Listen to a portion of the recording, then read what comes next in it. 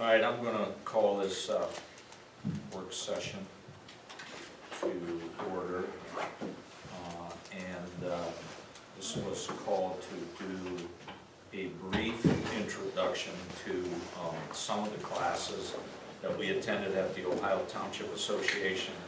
I think we do a pretty good job of dividing and conquering when we go there so that we can get the best information from as many classes that we can go to. Unfortunately, we would all agree that sometimes the way the class is described isn't quite exactly the quality of what we thought we were going to be getting. So, we all go into those classes and sit there and say, gee, we probably could have taught this because we're doing everything that they're saying that we should be doing, and I'll forego a couple of those online, but I guess maybe I'll start and maybe just set the tone for how we could do this, at least for what I thought that we could do. So I'm just going to go through all my handouts that I made notes in and just not get into detail about anything, but just those things that we should probably either add to or just review those things that we are currently doing. First on my list was actually a disappointment. It was politics, policy, and people, an inside look at the 103rd General Assembly, and I didn't necessarily learn anything there, but what was interesting was they gave a lot of information on who the new legislators are coming in. That's when they brought up that gas tax is definitely going to go up. They weren't sure what it was going to be. They said it could be as high as 25 cents. There was no leadership appointed at that time, so it was just a general consensus of statewide elected officials and how the D's and the R's have exchanged a little bit, and it wasn't politically driven, it was just factual driven. And I think somebody else went to that. Did somebody else go? Because that was repeated. Yeah. That was repeated. Mm-hmm. So maybe on that one, anything different that... That was pretty much it, yeah, just kind of an overview of the direction it would be headed, more or less. I'll bypass that one because it wasn't really very good. The one that I actually, this one had a lot of things on it, and I just kept making notes all over the place, and it was based on Otarma. Thank goodness we had coverage. So I'm just simply going to take all this stuff that I wrote down and just meet with Lisa to say, are we doing this or aren't we? Because there are options there. Replacement costs, for example, as opposed to, and there's a name for it. So, yeah, so if you are expecting that something's going to happen to a vehicle or a piece of equipment or anything like that, and you're going to get it totally replaced, you better make sure that it's on the schedule the way it's on the schedule. Yeah. So, but obviously, however it's on the schedule, you pay extra for that. Right. So, then, let me see, I'm just going to kind of review coverage annually. Talked a little bit about some signage, and I know we're okay with that, but an anti-bullying policy. We have that. That was something that kind of jumped out at me. Do we have signs in the parks that say dawn to dusk? Yes. Yep. Those were all issues that they talked about as far as making sure from a liability standpoint that you do. Do we own any poles or... Well, we just put in poles over at Diamond. On public property or private property? On our property. Okay. Because they actually talked about those too, so I'll kind of sit down from my end and go over that. Let me see what else. Because they talked about, do you own cameras, hydrants, poles, lights? We do. Do you have agreements with those as to, or something official that says if they're taken out, who is going to have to replace those or pay for those? So The lights, the lights outside of Diamond are all part of the light district, just like they would be on a street. They're handled the same way. All of our lights are like that. And that was really interesting. This one was one I was actually really disappointed in, because it started out pretty good, and the guy got through about his first 4 slides, and then it just went downhill from there, because there were so many questions that were being asked that were borderline ridiculous, that the guy just didn't get to enough stuff. I mean, they were asking questions along the lines of, you know, if our fire chief does something, can we just fire him? You know, and, you know, they're like, not without following the process, you can't. But it was interesting when they said our fire chief in Plain Township, Chuck Schallenberger. Yeah. The reality is, to put it in the context, I mean, there's 1,308 townships, of which, I mean, Have their own legal opinions. we are in the, I mean, we're in the top 5, top 10 in the state of Ohio from a population size, so is it, as a percentage, I mean, we're definitely not in a derogatory, this isn't intended in a derogatory sense, but we're light years and significantly more affluent in how we operate and do things as compared to, I mean, most, I bet over half, if not 65% of those townships, I mean, may not even have like a township hall and an administrator. Right. You know, most of those are, you know, the trustees are doing the plowing and probably part of the EMS. And They are. there's no such thing as parks. Probably a good portion of them probably don't have zoning. You're right. So, that is always sort of the constraint for when we go down there, at least from my perspective. If you are, you know, In a class, you have a mixture of all those, and everybody's got their own issues, Yeah. depending on size. it helps that we have a phenomenal team that just keeps the top of things too, so. Well, and that's, you know, that, I mean, you know, we read things, we go to things, we pay attention to things, and we don't, you know, as soon as something comes out, we're making sure that we're researching it, Yeah. and, you know, checking with other people, and I guess the good news is, a lot of people are checking with us, That's which the means that majority. we must believe that we have a pretty good reputation, and we're keeping on top of things. I went to a bargaining seminar, and we were obviously in negotiations at the time, so nothing really jumped out at me. You know, we were pretty much following all the things that were consistent with what he said. I went to another one that was actually the last one I went to, because it just happened to be the only one that interested me, and it was regarding the law of cancer and the fire service, and that was real interesting. I didn't realize that law has changed since that law first passed. It changed again. They retweaked some things to make it a little easier to be able to do some things. They added, there was a very limited amount of cancer that it covered, and they expanded that, they broadened that. So that obviously is for the better as well.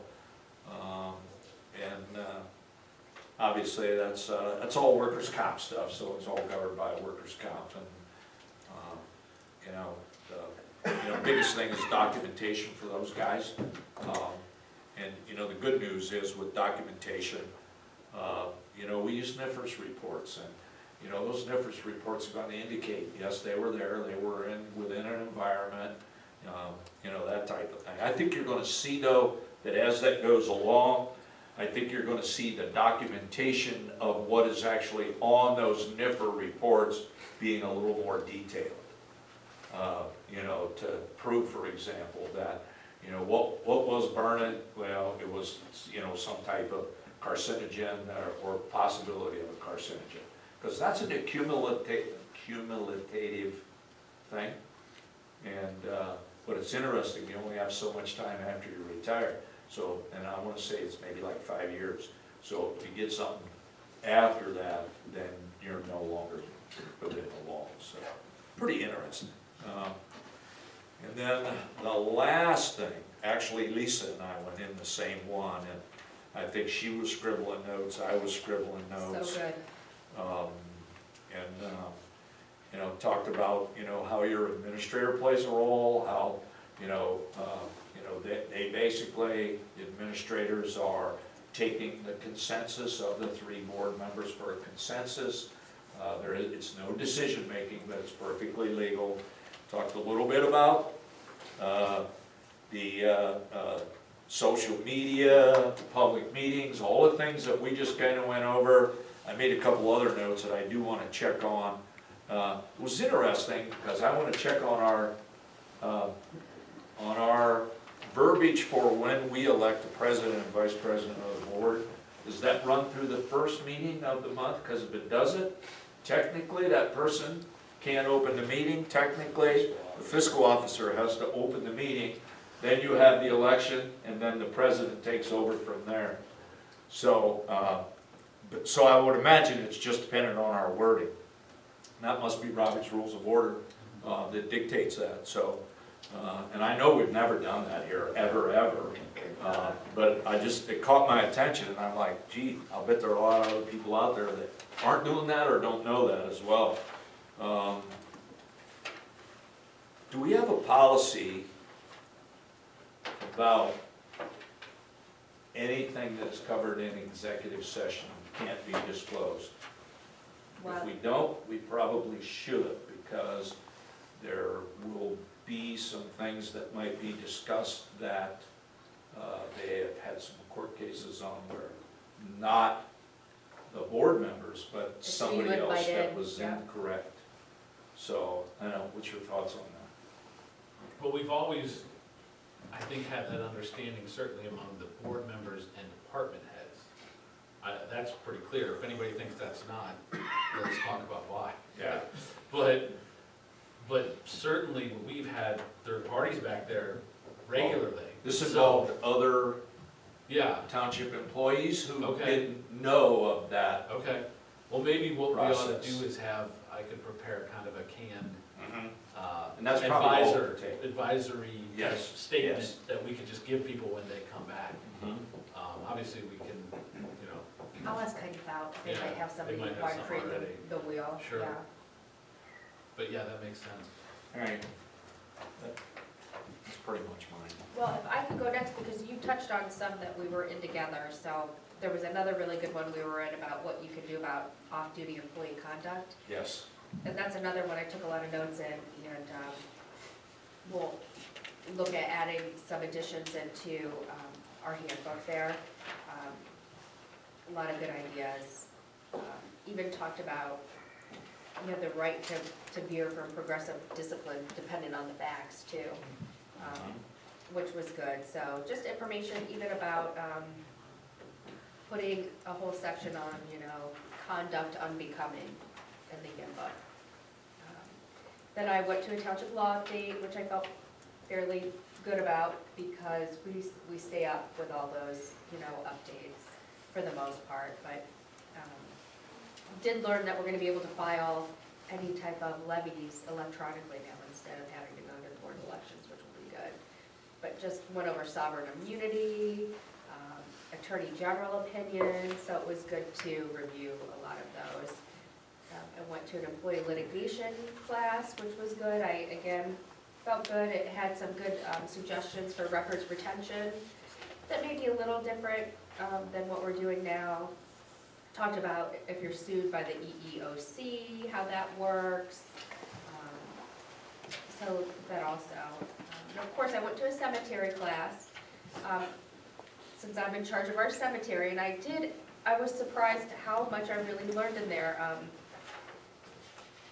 There's also ways that we have to handle, what is the word, disinterment, or when somebody wants to be removed from the cemetery. So that was news to me, we've not had that, but how to do that properly. There's also, we've had an instance or two where there's been an indigent person and nobody's claimed that person, where you could potentially donate the body to science if it's in your policy. If you have no information or, so it talks about how to do that, and then if people buy a plot, how to get the money back. So good classes. I attended I'd say maybe 4 leadership classes too, three, which were extremely beneficial. It dealt with engaging with the public, with the media, Conducting effective meetings. yeah, running effective meetings. Intergovernmental relations. So I thought that this time all my classes were extremely beneficial, and I did learn and have some strong takeaways that I'll be working on with different trustees over to implement. Okay, who wants to go next? I'll go next. Scott, we're just bypassing you. That's fine. Because as long as I hit on one point. on something that- As John said, some of these classes that we wrote, I was probably able to teach some of them, but I did go to a class that was called Salt or Numb, and it reinforced everything that we've been working on over the last 5 or 6 years with liquids, and when to add liquids and how much, the temperatures they're working the best at. Actually, I thought we were using enough, they're pushing for more, or the salt brine or the beet heat that we use. It was actually, and Paul and I are reading through this and getting the guys up to speed with all this. Keep adding as the future goes on. It was a very good class. And I also went to a few leadership classes in intergovernmental relations, and we have a lot of close neighbors around here, and we do talk and we do things. I mean, Lake Township just stored salt for us, and we went up and got it, and they loaded it all, and stuff. So that's good to know when we can do it. Yeah. Canton Township thought about buying one of our older trucks because they were in dire need, but they actually found them. Just stuff like that we need to continue to work. The street sweeper Street sweeper. that we've done for the neighboring Right. communities, when it was broke down to assistance. It's good because you're always going to need something in return. The county, we work with the county on classes, like storing the truck. It is something else. And the last one was the asphalt roadways, where, there's a lot of townships down there that don't even have asphalt roadways, a lot of gravel, a lot of chip and seal. And they talked a lot about what causes the asphalt to fail. And I know a lot of this, but it did, some things that we're gonna start looking at here for repairs that our budget will be able to allow us to do here this year on different areas. So, there were some good classes this year. All right. Scott? Well, go ahead and jump over this way. Do you want to go first? Sure, what the heck. I also attended the 3 leadership classes to finish up that leadership certification, which is conductive effective meetings. We've talked about the intergovernmental relations. We've talked about effective decision-making. We've talked about, I also attended the employment litigation easy button meeting that Lisa and John touched on. So I'm just going to kind of keep moving. I think Joe and I actually attended the medical marijuana Yes, we did. class, and that was really eye-opening to us. And I think the most eye-opening thing to us is how far ahead of this situation that we are, and that we are not bound to medical marijuana usage with our drug-free workplace policies, which for me as a department head with guys who use heavy equipment was a real comfort to know. And I was just more, I guess, comforted and reassured to know that our policies in place are not only ahead of the game, but probably right where we would want them to be considering what we're dealing with. So that class, I think we found was pretty interesting. The class that probably stepped aside for me the most was the Tell Me About It, which was the use of social media for branding and marketing your township. Much like John, this was a lot of great content. However, also about 3 to 4 slides in, there was a guy no less, and I mean no less than 85 years old, who put up his hand and said, I'm not dealing with social media, it's just a fad, in the middle of a social media education class. So there were a lot of left turns in that class, and I don't think we ever really got back on topic. But even the handout that you can bring back and review talks about a lot of the stuff that I know Eric and I try to do with our social media, as well as the other departments with the branding and just kind of push out messaging and utilizing the YouTube channel and things of that nature. All things that, quite frankly, if you look at the stats alone, this is the most interesting thing to me I learned. 88% of 18 to 30-year-olds use social media. 37% of 65 and older use social media, which shows you how much. Again? 65 and older, 37%, so over a third, which really surprised me, to be quite frank. And still the king of the crop with social media is Facebook, at 2.072 billion people in the world using it. 1.5 billion on YouTube, 1 billion on Instagram, and a measly 326 million on Twitter. So I was thrilled to see that a lot of the modes of operation that we use with our social media are ones that everybody else gets into, and it helped. They talked about hashtag strategy and how to pull different trending words in to get your post to go a little further, which I found interesting. I just would have liked it better, I guess, if the 85-year-olds weren't there so that they didn't tell me it was a fad. At 10 plus years old. at 2.72 billion. That's far from a fad, I think, at that point. That's here to stay. That's reality. Yeah, so it was interesting. I did attend the Iowa Township Cemetery thing because we maintain, I wanted to make sure we were doing it right, and much to my amazement, the Ohio Revised Code, you're gonna cringe at this, and we don't do it this way, I wanna point that out, but it says, Ohio Revised Code requires you to mow and weed the Twice a cemetery twice a year. Yeah.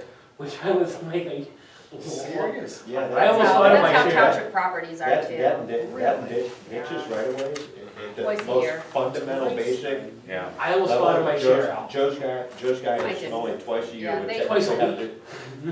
I know, I'm just saying, that's how Well, they're all our twice a week. township properties are, Yeah. it's technically twice a year. Yeah, Gosh. so I felt good about the We're fact gonna that try we that would this do year and see how it goes. it. You may be trying that, but I'm not. We're a big township. There are a lot of small township And struggle with. that have 10 graveyards. Oh, Exactly, you're right. we are lucky we have one. There are smaller townships that own numerous cemeteries. I don't know if John Where was they in that class even with me or not. walk Weren't you through in a piece of property to somebody's back of their lot, and that is a cemetery. They own a ton of them. We are blessed. We just have And the one. also, any private cemeteries. They could say- turn it over. They can Yeah. turn it Yeah, over worse, to the township. Yeah, worse, if they financially become Yeah. insolvent, we become responsible for it. Custodians. And, I mean, when Skip was here, he would always, he got Rice's into doing some of them, and, I mean, to talk with Skip and Brian Rice, Yeah. the amount of maintenance, I mean, because look at how nice Worsler really It's does. it's a full-time job. Oh, Oh, yeah, yeah. they The amount have of time full-time and maintenance effort. people that mow Correct. nonstop. That's a think you can only get situation, the if it was surgeries ours, like that. it would be twice a year. We could not keep up with that. No, and there were, you know, the laws that were interesting were the ideas of how you fund it, how you can create an endowment for it. There's There grants, was a yeah. newer trustee too that you could tell he wasn't too familiar with the system, because he wanted to know if you could put a tax on without putting it on the ballot. I said, here, Tell me Smart about guy. Todd Bosley. real question. So I, You mean like to build a wall?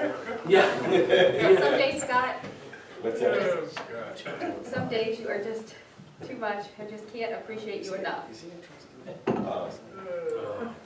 But that was when he was commissioner. Yeah. With that, I'll turn it over to Mr. Hawes.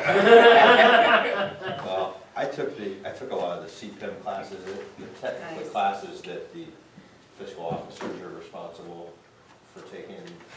Even though we've got a highly skilled, experienced, and results-oriented, this was something I wanted to just continue to build my knowledge base off of down there. I don't see this arrogantly, but most of the classes probably questionable from the aspect, you know, like government banking relations and client tools. You know, how do you vet your financial institutions, you know, based upon financial stability and the technology they, Have your CPA fiscal Yeah. officer do it. Yeah. yeah. And so, I mean, in case Tom's got comments along the way, feel free to chime in, but Tom probably could have taught the classes, I'm sure.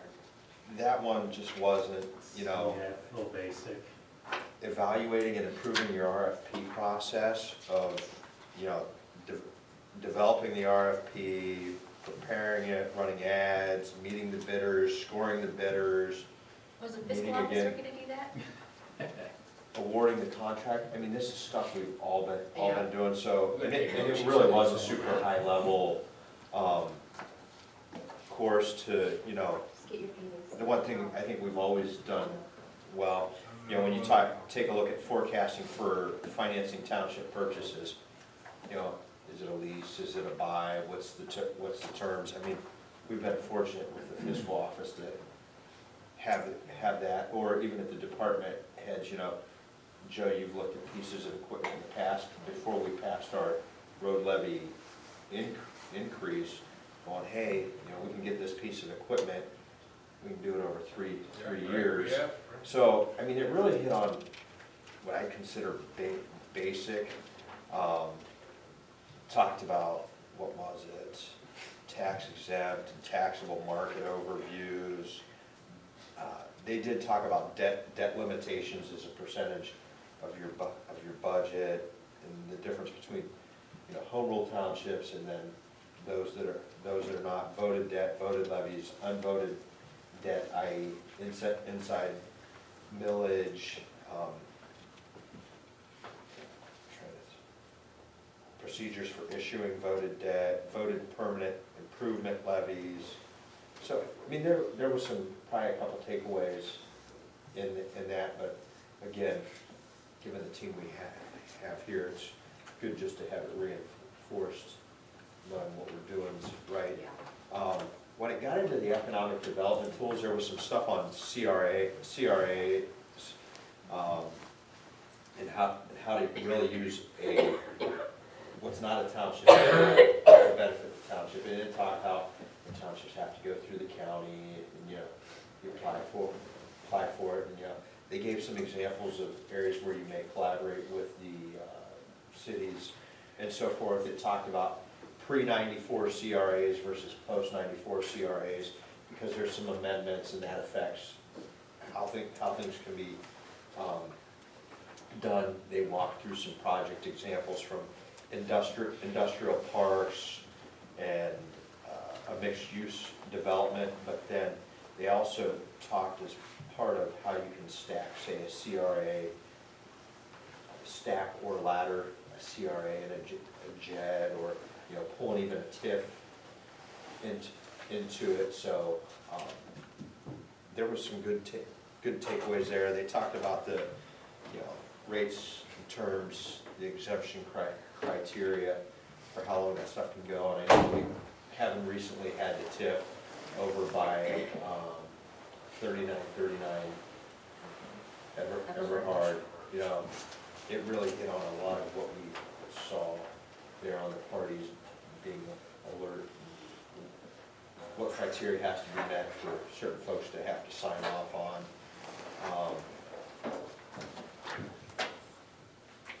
Fiscal responsibilities of trustees. Honestly, talk more about where the money's coming from, you know, how the budget's established, the types of budgets, you know, the tax budget and the appropriation budget, debt servicing. I think it was in this class that I was speaking with, I don't know if it was an administrator or a trustee from another township over, I want to say the Boardman area, Okay. but we got into a discussion of, you know, and this really behooves in, you know, road, we go to the BMV and it's, you're technically in Plain Township, but you know, they're getting registered to it's a North Canton address, that's technically going to North Canton. I was talking with this individual and they said they pay, I think it's the state auditor, twice a year to do a review of the records to determine, you know, okay, hey, we know that these are all Plain Township, but they can cross-reference databases and go, well, actually, Tom's showing North Canton, Scott, you're showing the city of Canton, you know, Al, you're showing the city of Canton. How those dollars were inappropriately earmarked to go to those communities. So I think one of the things we need to really inquire with the auditor's office on is what that cost, how it's done, how long it takes, and what's the cost. Because the individual I spoke to said they do it regularly because of what it identifies as far as financial resources that come in. So clearly, the individual goes, clearly, we're, getting more in return than what we're expending, and it was a substantial amount, so I think that's something, even in light of our residents have been very supportive of us, with the levies and funding operations, and, we're likely gonna see an increase in some funding if this gas tax thing goes through. The reality is those fees that should be coming back to us instead of going to our neighboring communities potentially. I think we need to make a call. So I would tell you, hands down, that's my biggest takeaway down there. And it happened to be during a good course where we had a sidebar conversation, so.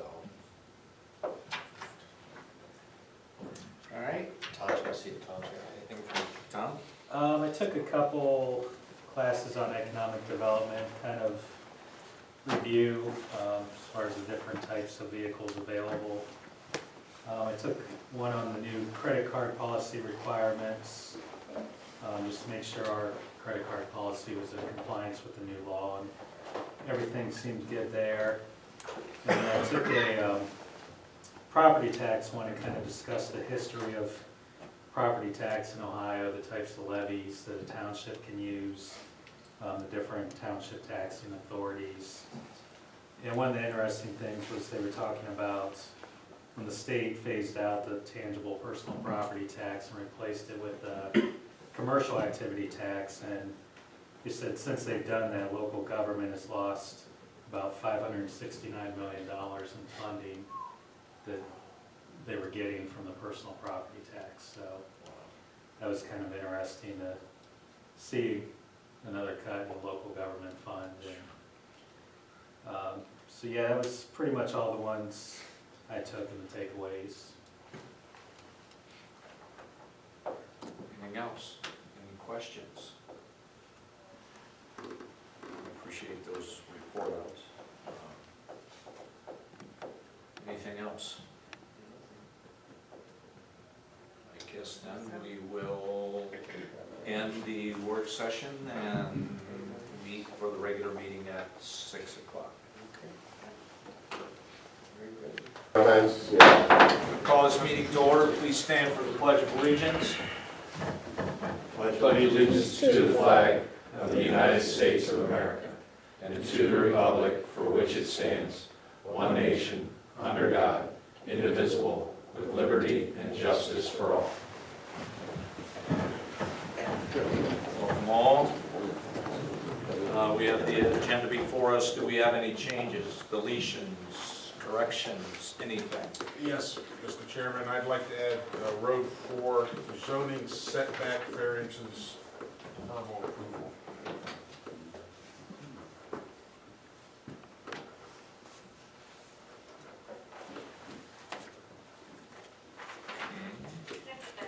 Anything else?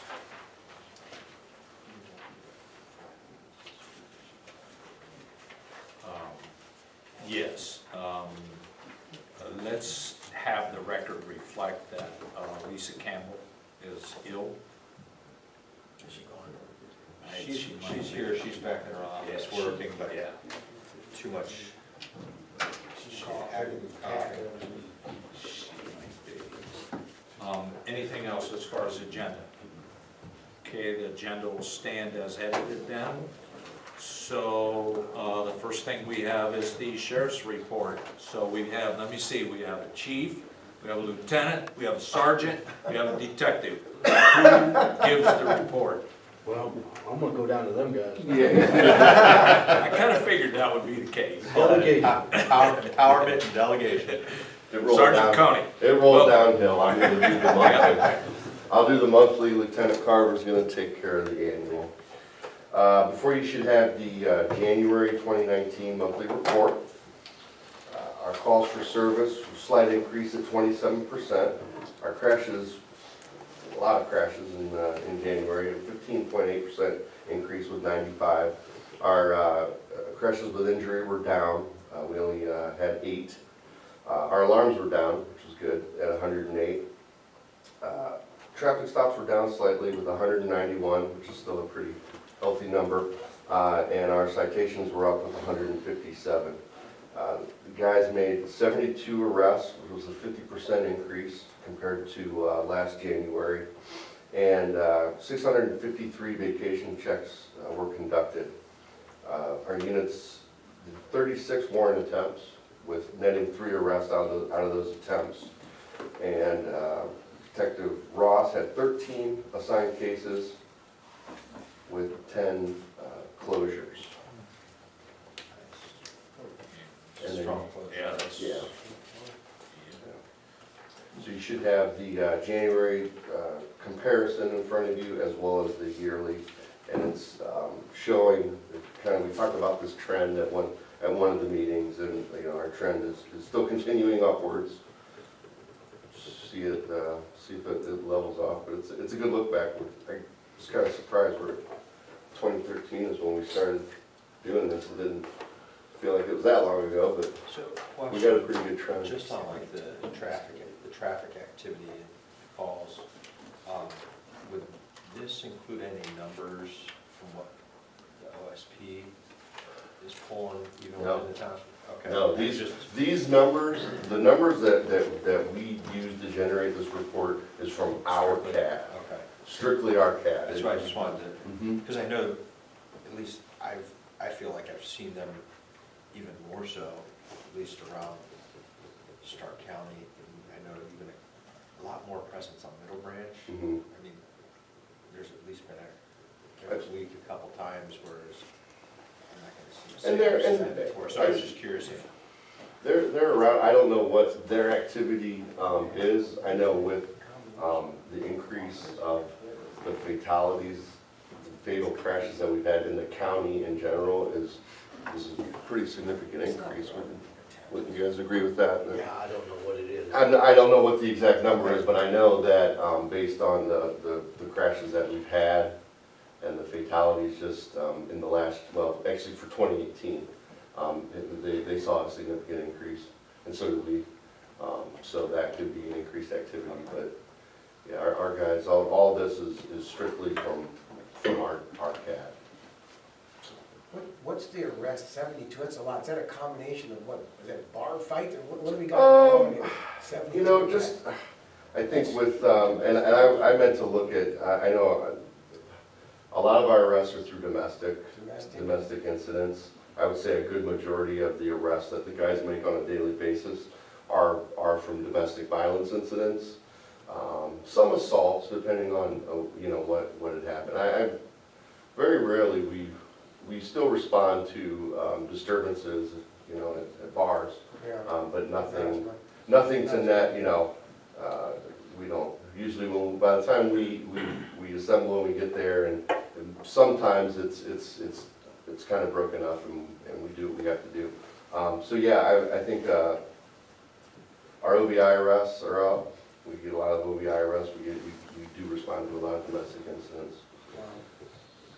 So that could show what that 50% increase reflects. Any other questions? Any questions? We're very busy. Thank you, All right, Sergeant. thank you. And next, we're gonna have Lieutenant Carver. Very busy. And this will be the annual. Good evening. Before you have a copy of the annual report, I thought I'd shed a little bit of light as far as some interest in the OSP numbers as we dig into here a little bit more. As you know, I took over for Captain Springer here at the township in November. Just continue to express what he tells everyone. If you have any interest in having somebody speak at a crime watch meeting, HOA meeting, anything like that, reach out to me and we can set that up and make sure that happens. Recently had a change with the supervisors, and it's just through the bidding process and our contracts. Sergeant Hall left the township and Sergeant Burns came in, took his place. Some bios about them. Continue to have Sergeant Koenig, township resident. Been with you guys for a while.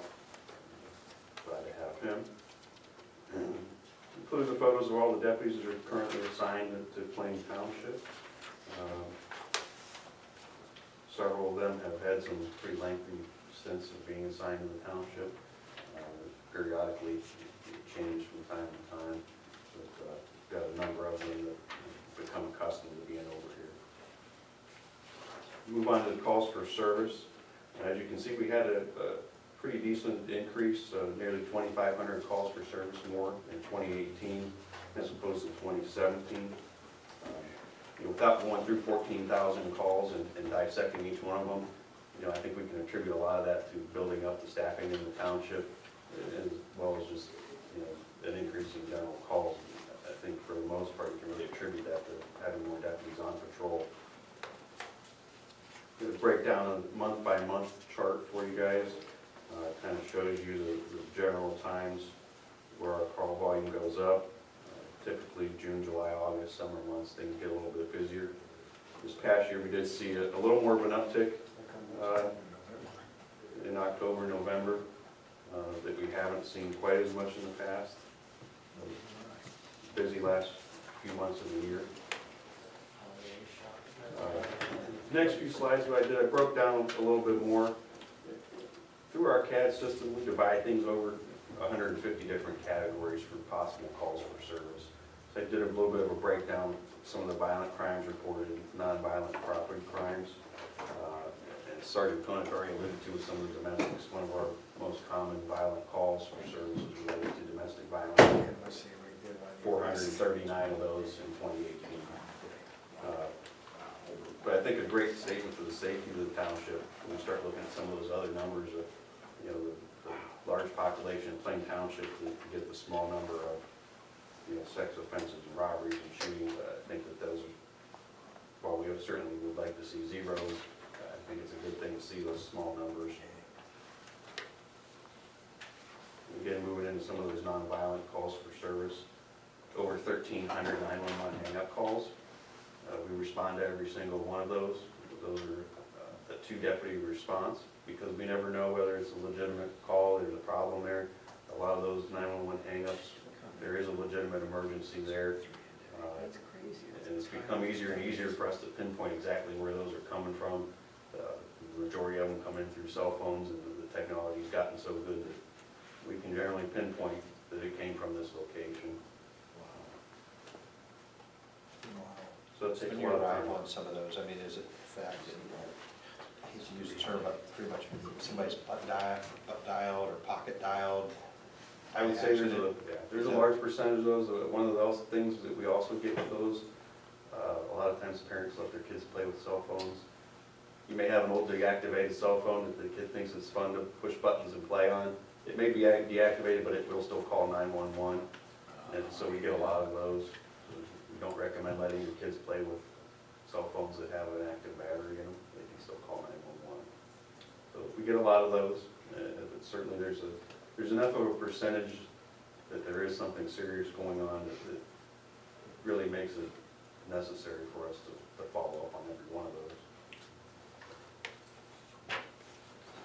Get into some of the property crime section.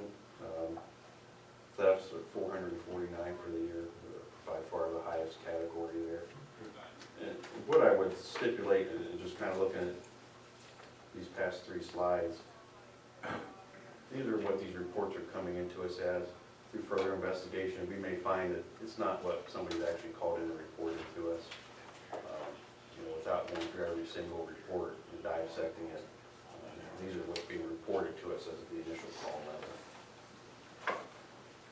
So, question, I mean, if you had to gauge just from, your experience, when we look at thefts, of those, I mean, theft, whether it's unlocked property or locked property, but, I mean, what frequency, whether it's a vehicle or home, do you see with these thefts, that folks are still leaving stuff unattended, unlocked, not secured, and so forth? I know you guys speak to, we're blue in the face when we're in front of the HOAs, we even get it here, and it's still, to me, it just seems to be reading articles in the paper, whether it's our community or somewhere else.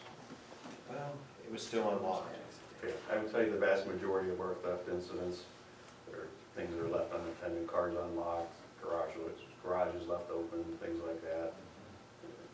It'd be nice world if we could just I mean, with everything laying out and trust people, unfortunately, we can't. Yeah, but I would agree with you, the vast majority of those are things that are left unattended, easily accessible. The theft is often the prime of opportunity. Leave it there for easy pickings, that's gonna be the first one to be taken. Looking at the alarm calls, down a little bit from 2017, it's still fairly steady there. One of the services we offer to the township, we do residential vacation checks, also business security checks. We have over 4,000 of those for 2018. And with the vacation checks, we've recently, probably a little over a year now, been closer track on that, so we're able to provide a more solid number there. That's access at 10 a day. It's a 10 a day.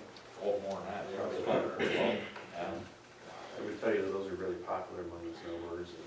During the winter months, we see those numbers just skyrocket. Moving on to the crashes in Plain Township. The total crashes in Plain Township, 1,234 for 2018. That is our numbers and the Highway Patrol's numbers combined. If we move to the next slide, that can kind of break down for you what we handle versus what the Highway Patrol handles in the township. We handle the vast majority of them. The Highway Patrol handled 174 crashes in Plain Township for 2018, where we handled 1,060. So we handled the vast majority of them.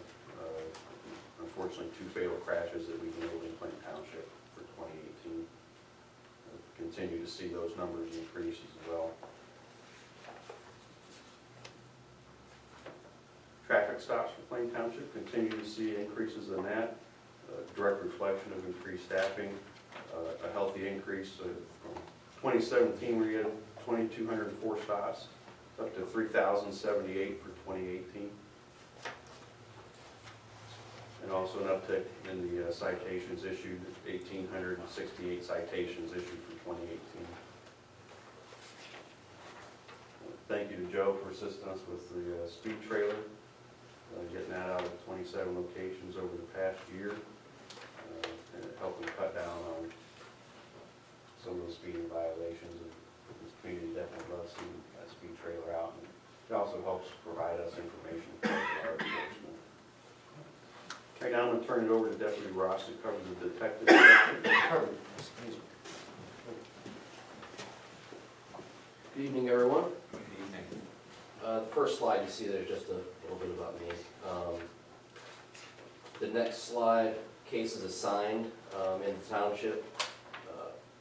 From 17, we're up 68 cases for the year that were assigned to investigate. 269 cases.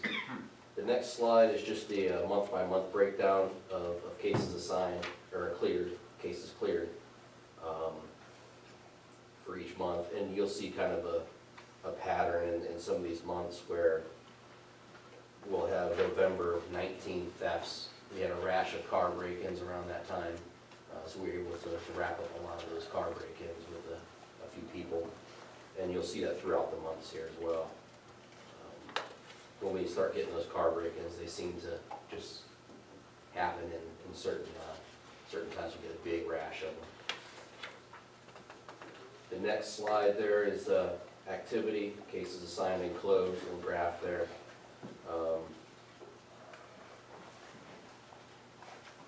It's pretty steady. In May and June, we had a really big increase in 17. It was down this year. Our increase this year was around September, October area. And then next couple slides there are just some notable cases that we were able to wrap up in the township. The drive-by shooting, the twins and a couple of their accomplices.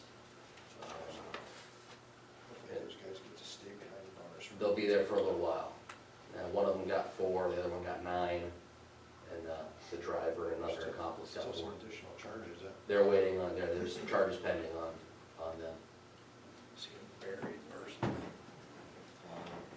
Then the next page, talking about those car break-ins, the first guy there was responsible for a large number of car break-ins last year and a couple burglaries in the Avondale area. Did you say Avondale area? Yeah. This was him? Yeah, this was that guy. So he'll be there for a while. And a couple robbers. We handled a homicide, late December. We had a homicide, it was on 62, but it turned out to be actually in the city where it occurred.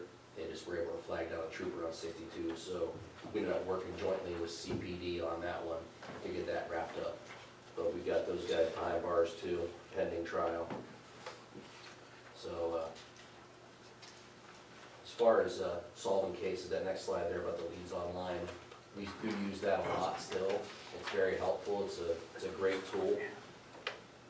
We're able to wrap up quite a few thefts with leads online. So it's very helpful.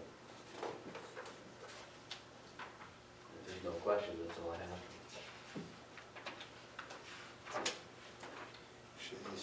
Yeah. The reporting out of these stats is still one of the things sheriff's office should be highly commended for. I know we're 5 years into it, but this isn't something that we got for a long time. So I mean, proof's in the pudding when residents are asking what's going on. Because when you start averaging out all these numbers and saying, okay, on an average day, you know, you guys know as well as we do, there may be a semi-quiet day, but when it rains, it pours though, It does.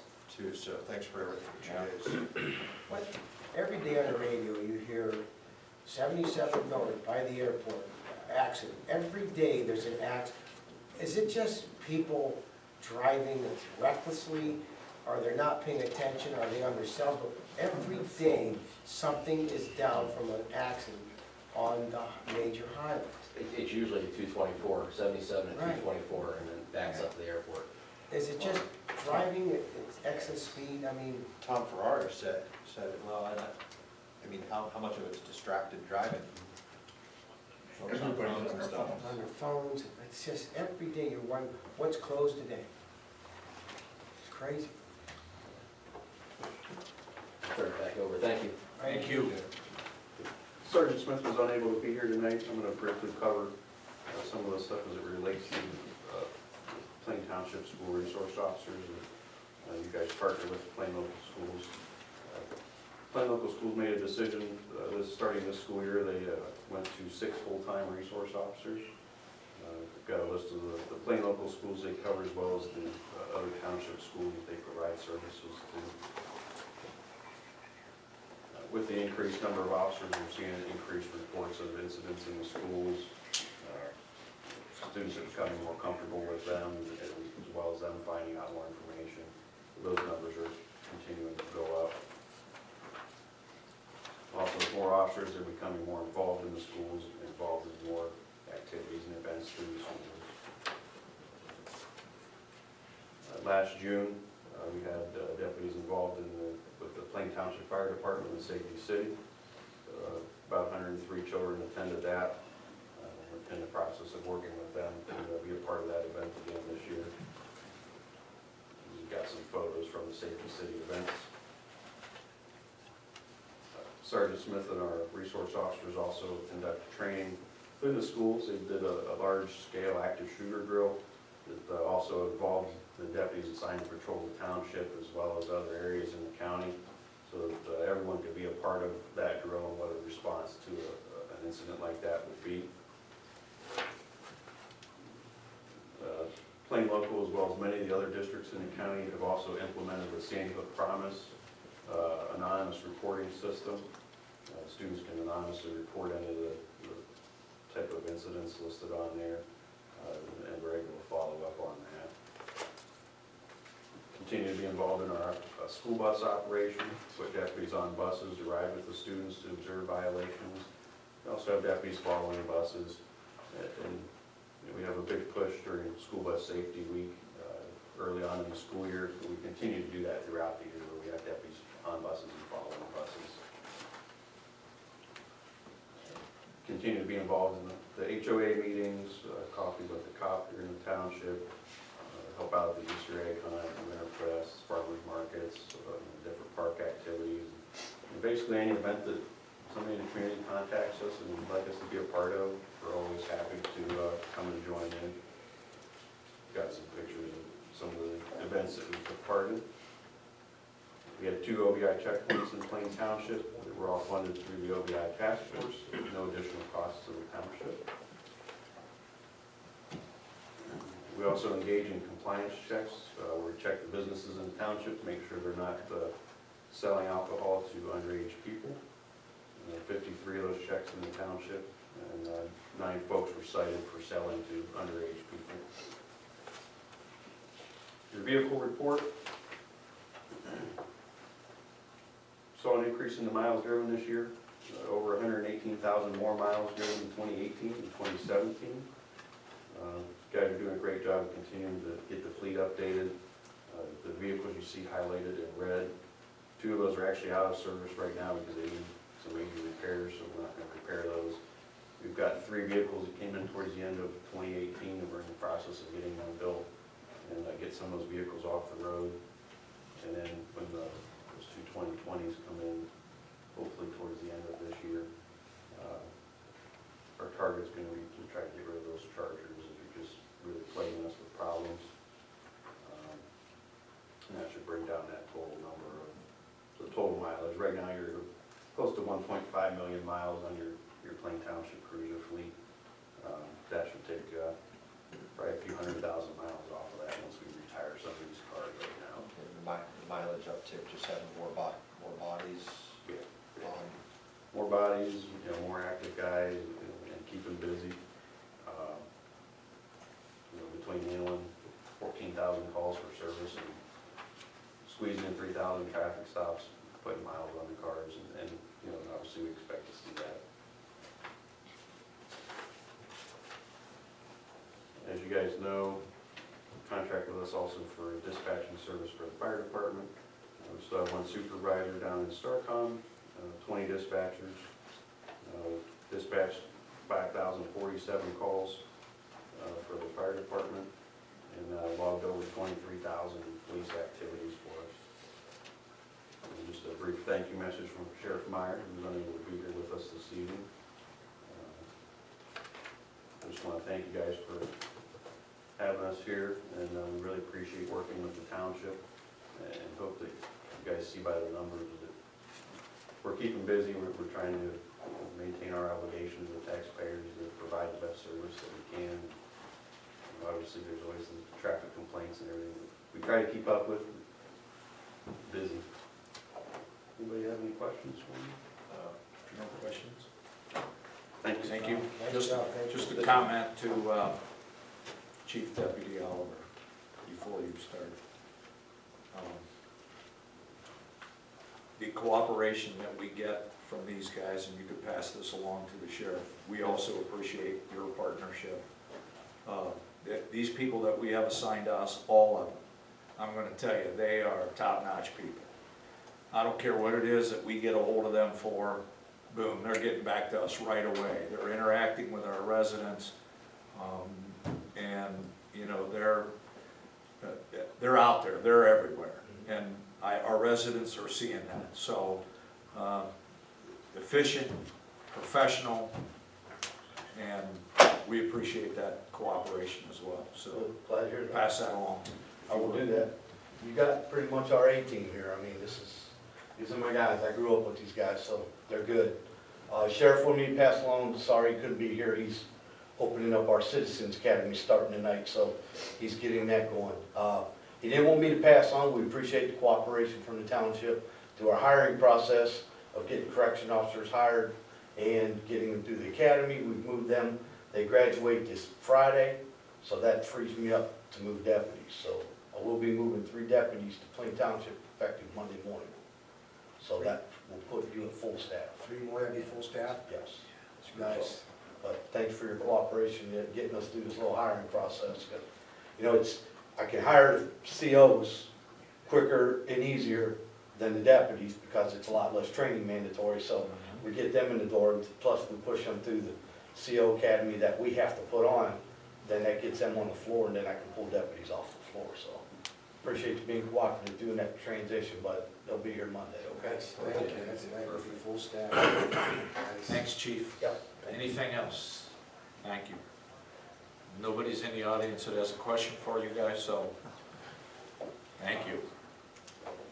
All right, that takes us to unfinished business.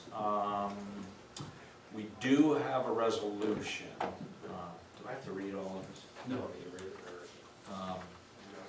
If we don't have to read it, we do have a resolution. I will, let me just go ahead and read it. Whereas Plain Township Board of Trustees passed a resolution number 19-083 on February 12, 2019 to have a structure located 2355 48th Street Northeast, Plain Township, Stark County, parcel number 520779 removed.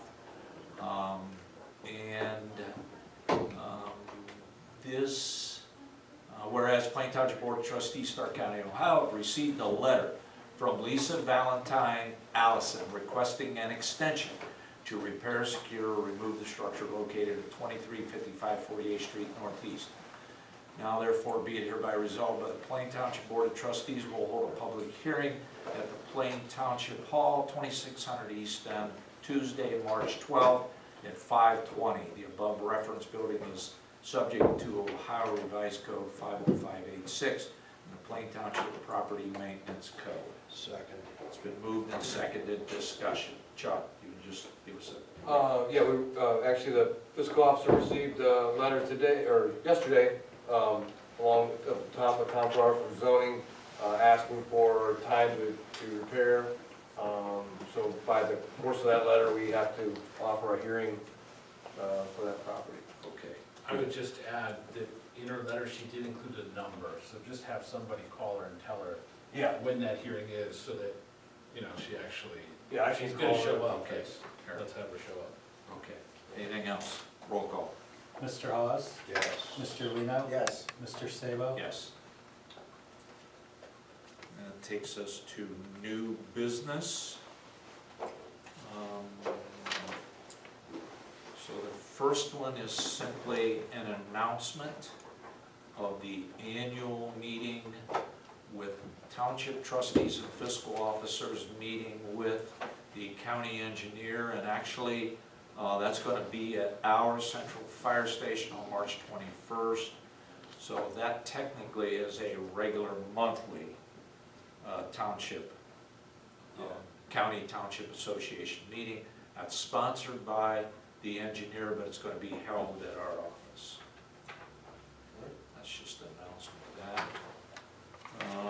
So new business number 2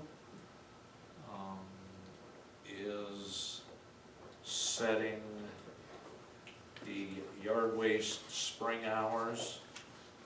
I don't really have that in front of me.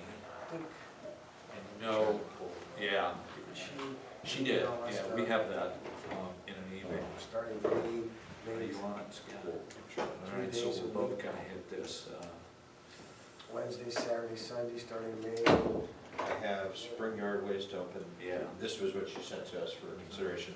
Spring yard waste open 3 days a week, beginning May 8th on Wednesdays, Saturdays, and Sundays from 8 a.m. to 6 p.m. until June 30th. Correct. Yes. Fall hours to be determined. So we're looking at obviously the amount of money that we have based on the grants and what our activity was from last year. So right now, we're gonna set that at, it's gonna be starting May 8th. It'll be open on Wednesdays, Saturdays, and Sundays from 8 to 6 p. And it will end June 30th, and then we'll establish fall hours based on what we see we have left from the grant dollars and what the logistics of that would be.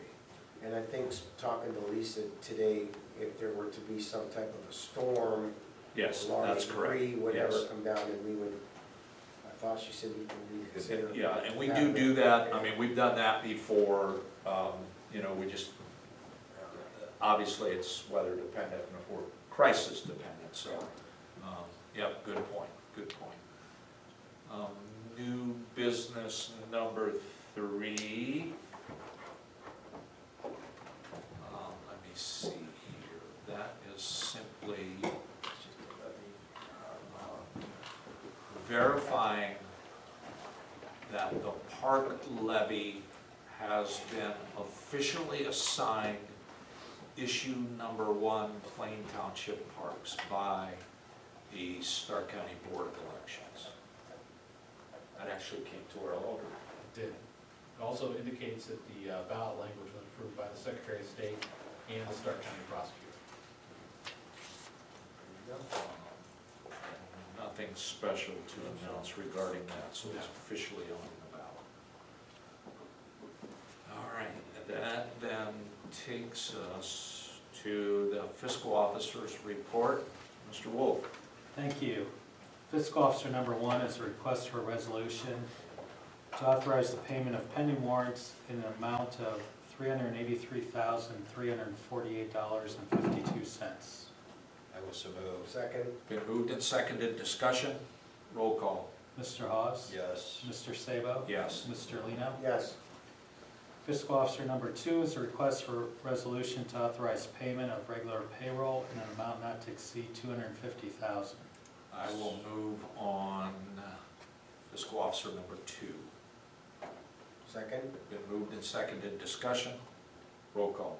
Mr. Hawes? Yes. Mr. Sabo? Yes. Mr. Lino? Yes. Fiscal officer number 3 is a request for resolution to authorize payment for the following medical claims. So moved. Second's been moved and seconded, discussion, roll call. Mr. Hawes? Yes. Mr. Sabo? Yes. Mr. Lino? Yes. Fiscal officer number 4 is the investment report for the month of January. The monthly interest income was $11,423. And based on the current interest rates in the portfolio, our estimated annual interest income this year will be $163,000. Yeah. So up a little bit from last year. Yeah, it is up. All right. I think in 2 years, Tom's gonna have accrued more interest on our investments than probably the prior two or three fiscal officers. Fiscal officer number 5 is a request for a liquor license from Sam's Oil Incorporated at 3811 Cleveland Avenue Northwest, Canton, Ohio 44709. You familiar with any unusual activity there? No, it's not been a problem spot for us, a handful of calls, but nothing that's, would indicate a serious problem. Okay, that's the BP station. Oh, that's our station, yeah, Yeah, one on the corner. All right, we really want to move forward with that. Okay. Okay. Fiscal officer number 6 is a request for resolution to authorize the following transfers. So okay. moved. Second? Been moved and seconded, discussion, roll call. Mr. Hawes? Yes. Mr. Lino? Yes. Mr. Sabo? Yes. Fiscal officer number 7 is a request for resolution to authorize a refund as follows for overpayments for EMS services as requested by Ohio Billing. So moved. Second, it's been moved and seconded, discussion, roll call. Mr. Hawes? Yes. Mr. Lino? Yes. Mr. Sabo? Yes. And fiscal officer number 8A and 8B are the bank reconciliations for December 18 and January 19. If you have any questions about those, I'm available after the meeting. And that concludes fiscal officer report. Thanks, Tom. That takes us to the administrator, and I will go ahead. I'll move on to administrator number 1, which is postal to pay the U.S. Postal Service for postage of the 2019 spring newsletter in an amount of $5,000. Second, it's been moved and seconded, discussion, roll call. Mr. Sabo? Yes. Mr. Lino? Yes. Mr. Hawes? Yes. I will move on administrator number 2, which is the printing of the newsletter. I'll second that. It's been moved and seconded, discussion, roll call. Mr. Sabo? Yes. Mr. Lino? Yes. Mr. Hawes? Yes. And that takes us to fire department, Chief Schallenberger. Thank you. item number 1 on our agenda is our monthly report. Scott jumped in there. That's the poll. That was a training session.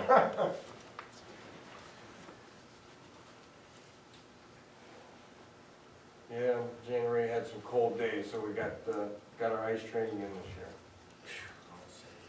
Where was that done at? Was that over at that pond in Rice? That is Rice's, they allow us to use that. We're gonna climb in there one time after you got on last night. Yeah. Those things are Worked.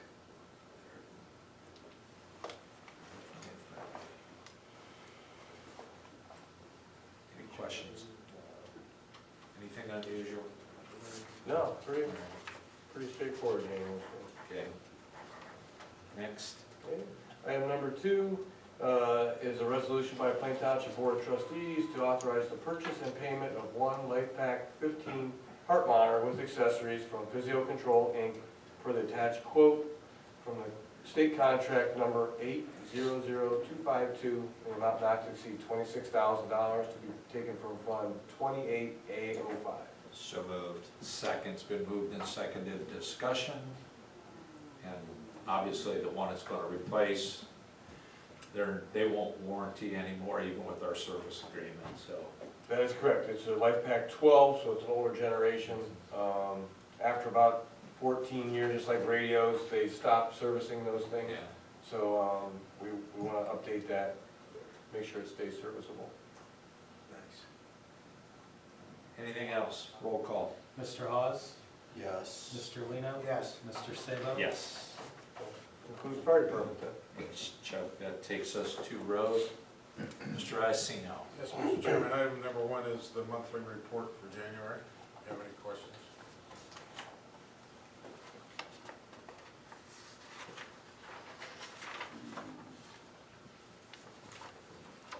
How many tons do you use in January? Approximately. I'm not sure of the tonnage, but I do know we're 600 ton under what we normally use so far this time. Really, just that combination of how we're doing. Pretty good, sir. Yes. Which is always good at the prices. Yeah. Any questions on report? Okay, Joe, next. Item number 2 is a resolution by the Board of Trustees, Stark County, Ohio, to authorize the purchase of road signs from Osborne and Associates not to exceed $2,651.81. So moved. Second's been moved and seconded. Discussion. Just various signs. We did our inventory and what we're gonna be Okay. replacing this year, what we have to replace. Roll call. Mr. Hawes? Yes. Mr. Sabo? Yes. Mr. Lino? Yes. Excuse me. Item number 3 is a resolution by the Plain Township Board of Trustees to authorize the purchase of gasoline, oil, and diesel from McIntosh Oil at a cost not to exceed $20,000. So moved. Second. Been moved and seconded. Discussion. Roll call. Mr. Lino? Yes. Mr. Sabo? Yes. Mr. Hawes? Yes. And item number 4 is a zoning setback variance approval. I met with Tom today, and we went over the procedures for us to build a new storage building. And Eric was in the building, and he kind of wanted us put on the agenda to move forward with what we're doing. I just want verbal approval from the board that we're gonna present this appeal to the BZA, I assume, right? Yes. Yeah, I just wanted you to be, A, aware of it, B, that we have public acknowledgement of it, and C, that publicly it acknowledges your support of the variance. Yes. Yeah, because we want to try to utilize whatever space we can, right? Right, And- and and to go we- smaller would kind of defeat the purpose for building the building. Yeah, and we don't want to get stuck there. We want to get absolute maximum Exactly. space utilization that we can. Because if we're going to do it once, we don't want to do it wrong. The reality is what we're looking for, you know, even though there's a variance based upon the code, there's already going to be a substantial improvement in the setback as compared to the what's there right now. Right. So, I have some paperwork for John as president to sign, and we'll keep moving forward on this. Yeah, just keep us in the loop, because, you know, obviously, we want to see this thing move forward, so, Tom don't think it can make the March meeting, okay. but probably It's gonna only a be week early away, April. so. Yeah, We don't have probably time to not, but again, it's just, you know, we get the wheels turning now, Yep. so, you know, because we'll have a whole bunch of other hoops to jump, but, you know, this is a good place to start, because that'll give us an idea of what we can and can't do. Right, Exactly. right. All right, Thank you. thank you. And I'll go ahead and sign those. Thanks, Joe. That takes us to zoning. Mr. Thank you, Ferraro. sir. Item number 1 is the monthly report. Architectural stuff here. That your work on your desk there, Tom? Yeah, yeah. Look at that. I tinker twice. I get a lot done during the day. It's pretty technical. Any questions, anything specific you want to point out? Only that the figures indicate a lack of the gaming with the problems they've been having.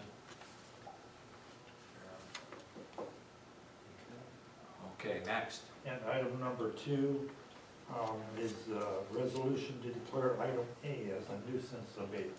I will so move. Second's been moved and seconded. Discussion?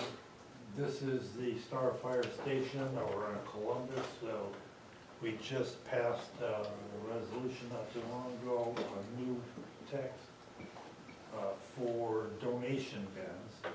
This is one of those bins that's sitting on an empty lot and it's just covered in furniture and trash right now.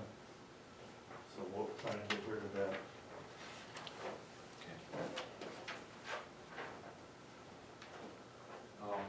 Roll call.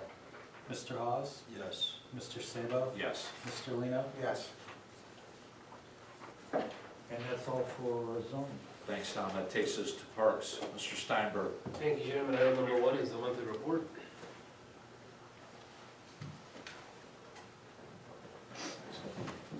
See that? It is a game of Tetris. No, we actually pull out vehicles and equipment to create a space to work in and then put them back in. But trust me when I tell you, it's better than working in a barn with no Oh, yeah, right. heat or insulation whatsoever. No.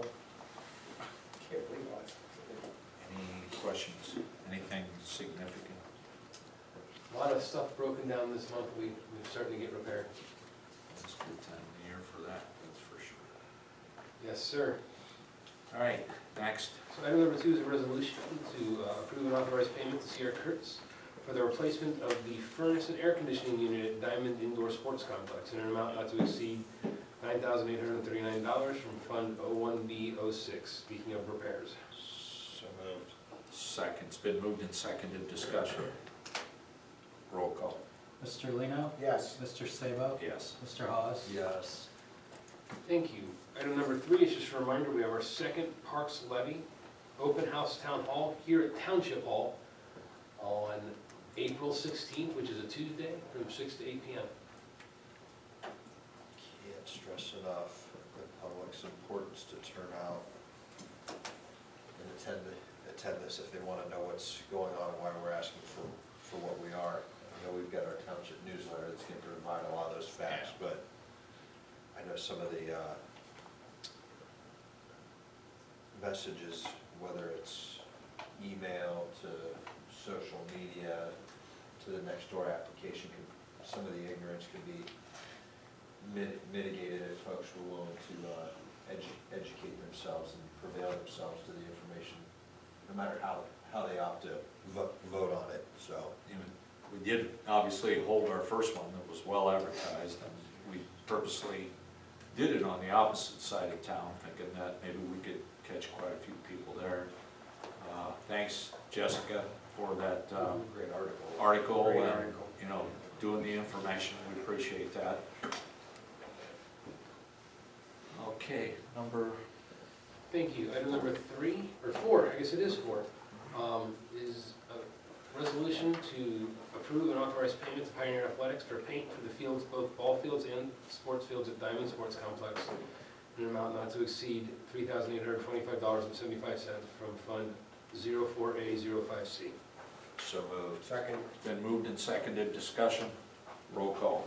Mr. Lino? yes. Mr. Sabo? Yes. Mr. Hawes? Yes. Thank you, that concludes Parks. Thanks, Rob, that takes us to Tommy. the IT department, The first item you should see is the monthly report. Windows, Windows 7 update. We met the other day with the department heads. Microsoft has announced that they're no longer going to support the Windows 7 product, which is 98% of our workstations. So we're going to upgrade those to a Windows 10 environment sometime this calendar. Shouldn't have any licensing fees associated with that, just time and task, and then educating users on the environment of using the different operating system. Is that like a lengthy operation, or is it just The users or the upgrade? the upgrade? The upgrade's very easy. That can be done without disruption. It's just going to be a different environment for the users. That's probably going to be the biggest thing that's going to be. Will that be 10? Yes. Mhm. You're seeing 8 on those terminals. Substantial difference in Yeah. icon and It's just a different. It's Takes just a a- little bit to get Yeah. used to it. It's not hard, it's just Yeah. different. Oh, use it. Okay, thanks, Eric. And that takes us to communication. We do have one communication from the SAM Center. Thank you so much for your generous donation of food, hygiene, and clothing items to the SAM Center for the veterans. It is greatly appreciated from the SAM Center. So, that takes us to the portion of the meeting of public speaks. If there's anyone in the audience that wishes to address the board, please feel free to give your name and address to the fiscal officer, and you can speak from where you are. You can come to the podium. Wow. Remember that face back there? No, yeah. Just here to say hi. Wow. Hello. how you been? I remember this, look at the dog, look. All right, Out for well, a- welcome. Out for a class? Yeah. Or just public involvement, or? Public involvement, she wanted to stop, so. Okay. Okay. All right. Well, we're close to being finished. Perfect timing. Yeah, there you go. So that takes us to the approval of the minutes for February 12th. I will so move. Second, it's been moved and seconded, discussion. Roll call. Mr. Lino? Yes. Mr. Sabo? Yes. Mr. Hawes? Yes. And we do not have a need for an executive session, so I will Wow. move for adjournment at 6:50 PM. Second. It's been moved and seconded, discussion. Roll call. Mr. Lino? Yes. Mr. Sabo? Yes. Mr. Hawes? Harry, good way to get us in there, Harry. Mr. House, did you say? Yes. I get it. Sorry.